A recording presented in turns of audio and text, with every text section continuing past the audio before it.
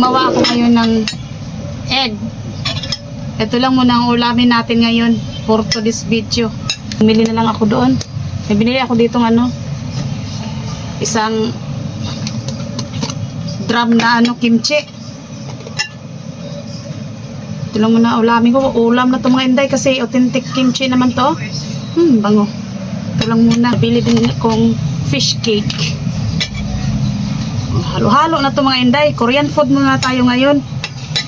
Korean food is life. Kasi malapit lang naman sa amin dito ang mga bilihan talaga ng Korean food. Tapos bumili na rin ako nitong seaweed. Sarap yan guys. Ito lang pagkain ko. Hindi na ako mag-chopstick.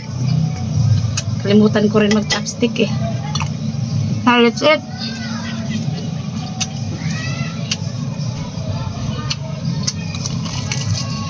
Side dishes lang muna tayo ngayon. Ito fish cake, ito fish cake. Pero hindi naman siya masyadong anghang.